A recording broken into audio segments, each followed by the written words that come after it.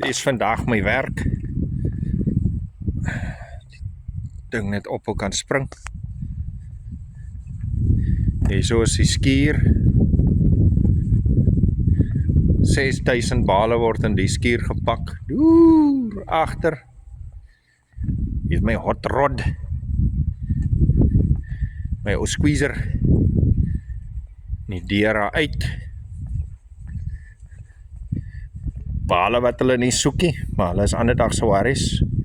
Soos hierdie is een by.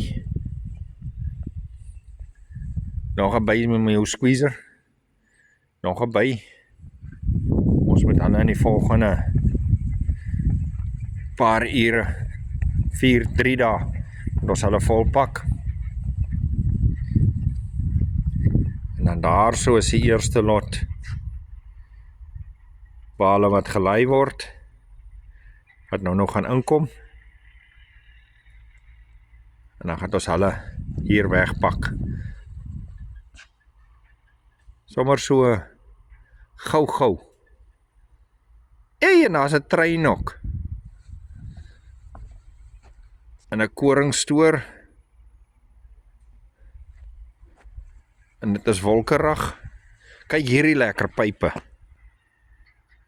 Ja, dis lekker groot pype. Hier lê ook 'n groot waterpyp. Door's ook 'n groot, nog 'n groot skuur agter daai ene daar so. Nie die ene nie. En dan is die kunsmisstore. Hulle is nog steeds besig om te lei.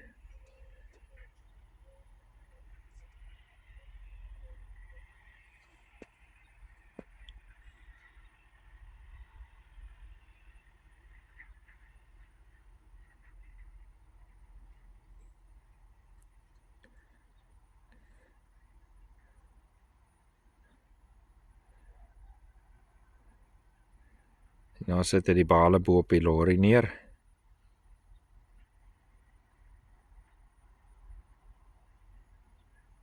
Anyway, ek gaan nou my bale hier aflei en hulle in die skuur pak.